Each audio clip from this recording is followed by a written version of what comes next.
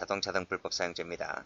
이 자동차 등 불법 사용죄는 원래는 사용절도에 속했었던 것이죠. 우리 사용절도 배웠는데요. 사용절도의 요건이 세 가지가 있었죠. 첫 번째, 일시사용이어야 한다는 점.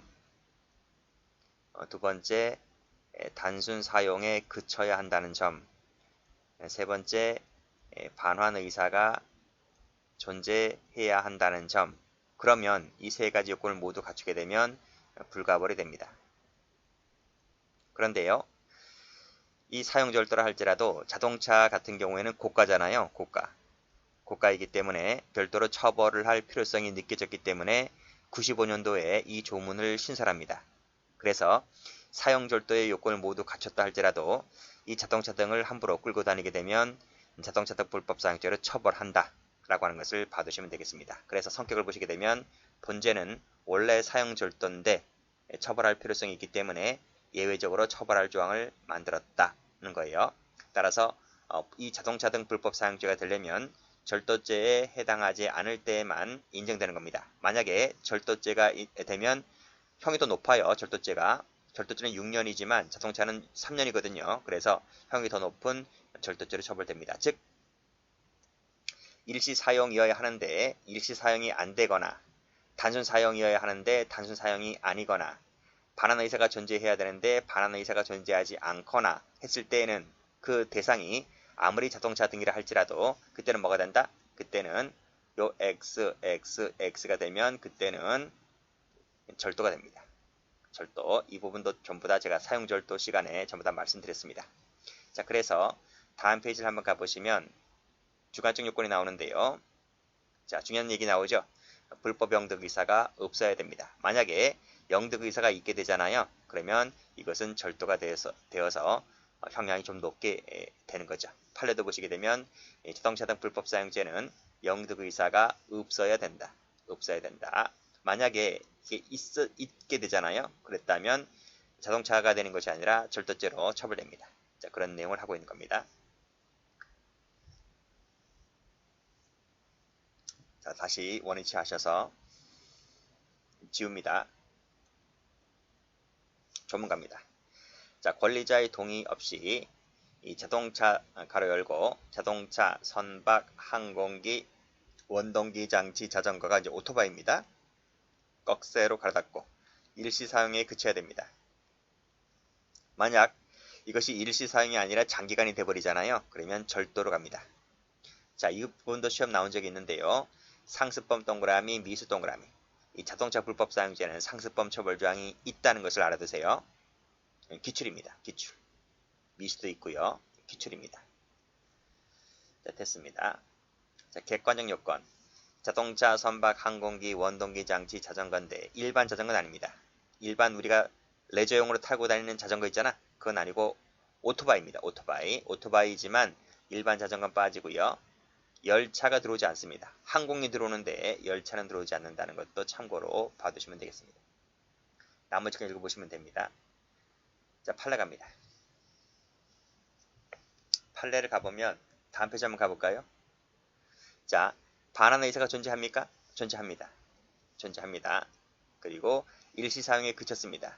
그랬다고 한다면 제가 앞에서 필기해드렸잖아요. 여기서 그쵸?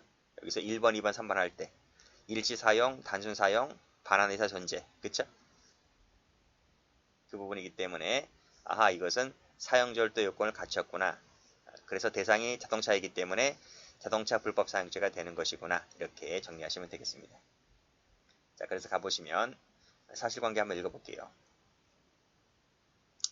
갑은 삼촌이 경영하던 카센터 종업원으로 근무하고 있던 친구 을과 함께 밤늦도록 놀고 다니다가 카센터에 가보니까 삼촌은 없고 친구인 병이 잠을 자고 있자 밖에 세워져 있던 병의 승용차를 운전하고 싶은 마음에 하나만 운전하고 돌려주겠다는 생각에서 열쇠 갖고 나왔죠.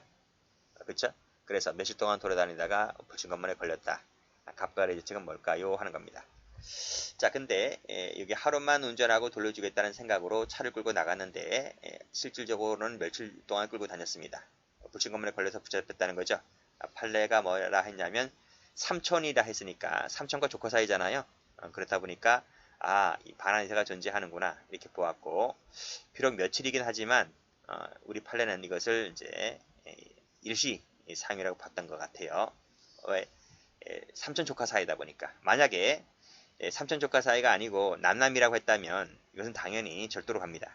절도로 가는데 삼촌 조카다 보니까 이렇게 반환이사가 존재했고 일시 사용했고 이렇게 인정해 준 것 같아요. 자, 그렇게 정리해 두시면 될 것 같고, 시험 문제가 나온다고 한다면 이 두 줄이 나올 겁니다. 혹시라도 이런 사실관계가 나와준다면 이 판례 기억하시면 될 것 같아요. 98년도에 나온 거죠? 98년도. 됐습니다. 자, 그 다음도 볼까요? 그 다음도 보시면 여기도 2km네요. 2km. 근거리죠? 그리고 10분 동안 짧은 시간입니다. 그래서 영득의사가 없다. 없다. 그래서 사용절도인데, 가만히 내용을 보면 자동차 불법, 이 판례가 옛날 판례네요. 84년도니까 당시에는 이제 사용절도가 되어서 무죄였었잖아요. 근데 개정법에 따랐을 때는, 현행법에 따랐을 때는 자동차 불법 사용죄가 되는 판례입니다. 자, 됐고, 그 다음에 꺽쇠 2번도 보시게 되면 불법 사용 영득의사 없이 타인의 자동차를 일시 사용했다고 했을 때 휘발유가 소비되잖아요. 그치? 휘발유는 어떻게 할 것이냐? 휘발유에 대해서도 죄책을 물을 수 있느냐라고 하는 부분인데, 판례는 휘발유의 양이 매우 적은 점을 감안해 봤을 때는 이 휘발유가 자동차 불법 사용죄에 흡수된다는 거야. 흡수가 되기 때문에 별도로 이 자동차 휘발유에 대해서는 별도로 절도죄로 처벌하지 않겠다는 내용입니다. 그래서 뭐만 된다? 자동차 불법 사용죄 1죄만 묻겠다는 거예요. 휘발유도 출제가 된 적이 있습니다. 자, 됐고, 기출문제 한번 가볼까요? 기출문제. 기출문제 2번입니다. 자, 자동차 불법 사용죄에 대해서 불법 영득 의사를 요하는가에 대해서는 학설 대립이 있습니까? 없습니까? 있습니까? 없습니까? 없어야 돼요. 없어야 돼요. 없어야지 자불이 되는 거예요. 만약에 있다면 그건 절도로 넘어간단 말이죠. 그렇죠? 이 부분에 대해서 학설 대립이 없어요. 학설 대립이 있다 했으니까 이 부분이 틀린 거예요. 자, 됐습니다. 자, 그리고 이것도 한번 볼게요. 여기도 보면 두세 시간 정도 운행을 했다. 원래 주차된 곳에 갖다 놨다 라고 했을 때 영득 의사가 없었다는 거지. 그래서 절도로 가지 않습니다. 뭐로 간다? 자불로 가는 것이죠. 그렇게 보시면 되겠습니다. 자, 상습 절도죄 갑니다. 자, 절도죄는 상습범 처벌조항이 있죠? 자, 그러면 판례 봅니다. 판례 봅니다. 자, 상습성의 인정은 단순히 절도를 여러 번 했다는 것만으로 반드시 인정되는 것이 아니고 습성의 발현이 나와줘야 됩니다. 습성의 발현. 그랬을 때에 상습범이 인정된다는 거야. 단순히 여러 번 했다고 해서 되는 게 아니라 습성이 발현됐을 때 되는 것이다. 이런 말입니다. 만약에 발현이라고 볼 수 없잖아요. 그러면 상습범이 되지를 않습니다. 됐고, 자, 밑에 팔라볼까요? 자, 특가법입니다. 특가법에서 상습적으로 형법 329조부터 331조의 죄 또는 그 미수죄를 범한 사람은 무기나 3년 이상의 징역에 처한다라고 규정이 되어 있거든요. 여기서 죄라고 하는 것은 기수를 말하잖아요. 그리고 또는 미수가 나와 있잖아요. 자, 근데 형법과 좀 달라요. 형법을 형법을 보시면 329조 내지 331조 이 죄를 범한 자 했잖아요. 범한 자라고 하는 것은 기수를 말합니다. 여기서 미수가 있습니까? 미수가 없어요. 근데 특가법에는 있단 말이죠. 특가법에는 그 점이 형법과 특가법이 다른 거예요. 자, 따라서 이 특가법 갑니다. 따라서 상습절도죄의 절도죄의 미수행위 자체가 범죄의 구성요건 요소로 되어 있잖아요. 그치? 여기 있으니까. 지금 여기 있잖아요. 미수가 있기 때문에 이 미수가 자체가 이 특가법상의 구성요건 요소, 즉 조문에 들어와 있기 때문에 따라서 밑에 특가법 5조의 4 제1항에 적용되는 상습절도죄에 있어서는 형의 미수감경이 허용됩니까? 안 됩니까? 미수감경이 허용되지 않는 거지. 왜냐하면 이 조문에서는 기수나 미수나 형량이 똑같아. 기수나 미수나 형량이 무기 또는 3년 이상의 징역인 거야. 그래서 이 미수 자체가 법조문에 들어와 있기 때문에 미수 감경이 안 되는 겁니다. 그렇지만은 형법 가볼까? 형법에는 기수만 나와 있잖아요. 미수가 없잖아요. 미수가 없기 때문에 미수 감경이 들어갈 수 있단 말이죠. 여기서는 여기서는 미수 감경이 들어갈 수가 있지만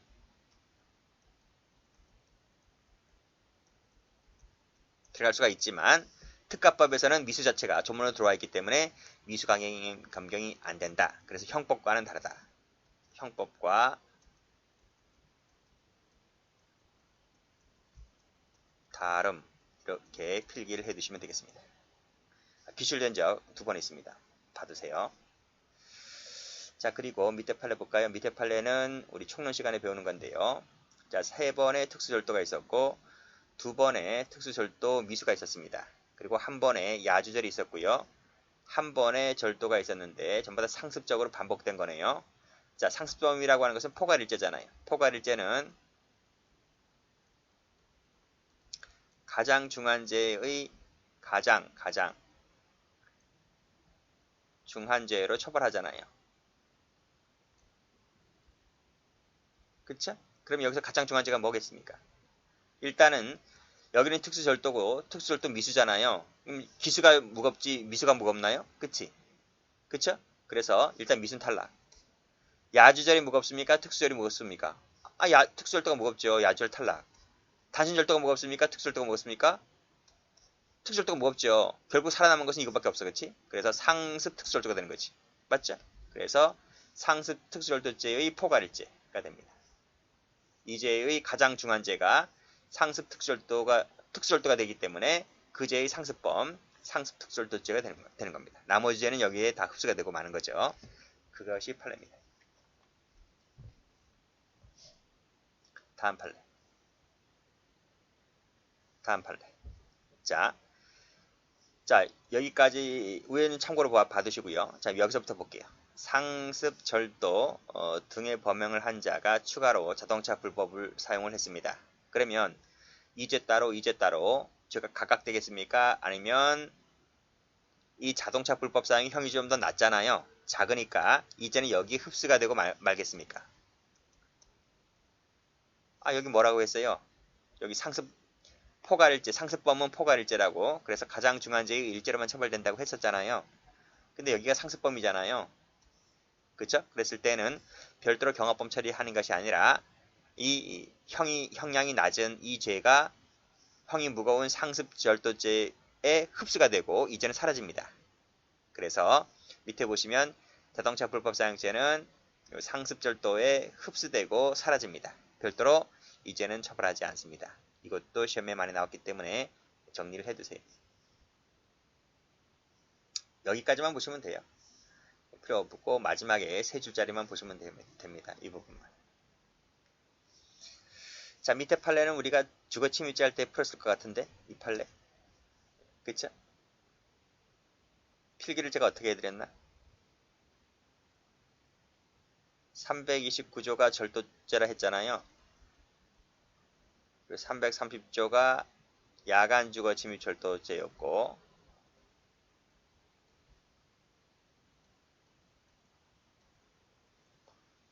331조가 2가지가 있었지? 1항이 있었고 2항이 있었습니다. 그 1항이 뭐였습니까? 야간 손괴 후 주거 침입 절도. 2항이 흉기 휴대 절도, 합동 절도. 그쵸? 근데 여기에서 플러스 뭐가 들어간다고? 주거침입이 들어간다고요. 즉 주거침입한 상태에서 절도하고 주거침입한 상태에서 절도하고 주거침입 상태에서 절도하고 이 항도 주거침입이 들어가잖아. 그쵸? 근데 가만히 보면 요 야주절하고 1항 요 2가지는 주거침입이 구성요건 요소로 들어와 있잖아요. 그래서 경합범위 되는 것이 아니라 이 자체가 일죄야. 이 자체가 일죄. 그렇지만 329조나 즉 이 부분 329조나 흉기 휴대절도 합동절도는 주거침입이 구성요건 요소가 아니잖아요. 그래서 만약에 329조나 331조 2항 같은 경우에는 별도로 주거침입을 했다면 그 주거침입에 대해서 별도로 죄의 성립을 인정을 해줘야 됩니다. 그래서 이 부분은 경합범위 되는 거야. 이 야주절하고 야간 성계의 주거침입 절도는 주거침입 자체가 구성요건 요소이기 때문에 별도로 주거침입죄를 논하지 않지만 맨 위에 거나 맨 밑에 거는 별도로 주거침입을 논해 줍니다. 그래서 이 죄 두 가지는 뭐가 된다? 이 죄 두 가지는 경합범위 됩니다. 이거 제가 설명드렸잖아. 그쵸? 자, 올라갑니다. 자, 여기죠. 그쵸? 방금 설명드렸던 야간 주거침입절도, 야간 성계의 주거침입절도를 제외하고는 나머지는 주거침입이 구성요건 요소가 아니기 때문에 따라서 절도가 범행수단으로 주거침입을 했을 때에는 경합범위 된다. 경합범위 된다. 따라서 상습으로 단순절도를 범한 범인이 주간에, 야간이 아니죠? 주간에 주거침입했을 때 역시 똑같아요. 상습으로 단순절도를 범한 자가 주간에 주거침입했을 때 역시 마찬가지로 경합범입니다. 경합범. 그런 내용입니다. 자, 그래서 다시 한번 보시면 여기죠. 이 부분 상습절도죄를 범한 자가 주간에 주거침입했다면 경합범이다. 별도로 죄가 된다는 논리 다 했습니다. 여기도 마찬가지죠. 여기 동그라미, 여기 동그라미, 경합범 밑줄자. 여기도 여기 동그라미, 여기 동그라미, 별도로 주거침입죄 밑줄자. 그쵸? 똑같아. 다 했어 앞에서. 자, 이것이 형법이 그래. 형법이. 근데요, 특가법일 때 좀 달라. 특가법일 때는 지금 앞에 제가 여기 적어드린 부분 있잖아. 이 적어드린 부분이 형법인데 특가법일 땐 좀 다릅니다. 그래서 이 부분도 출제가 된 적이 있습니다. 이 특가법일 때에는 이 상습절도를 범한 자가 주거침입을 하잖아요. 그랬을 때는 이 주거침입 자체가 야주절처럼 주거침입이 상습절도죄에 흡수가 됩니다. 왜냐하면 조문 자체가 야주절처럼 그렇게 생겼어. 그렇게 생겼기 때문에 이때는 흡수가 됩니다. 그래서 별도로 경합범위 되지를 않고 상습절도죄 1죄만 됩니다. 그 점에서 형법과 다르다. 형법과 그렇게 정리해 두시면 되겠습니다. 자, 그래서 또 밑에 또 읽어보면 상습절도죄를 범한 자가 역시 주거침입해버리죠. 그랬을 때는 그것이 상습절도수의 발현을 할지라도 역시 특가법일 때는 상습절도죄 등의 1죄만 됩니다. 그렇게 암기를 해두시면 되겠습니다. 형법에는요. 형법은 경합범이야. 형법은 경합범인데 특가법일 때는 상습절도죄 1죄가 되는 거 형법과 특가법을 구별해서 반드시 정리를 해두셔야 됩니다.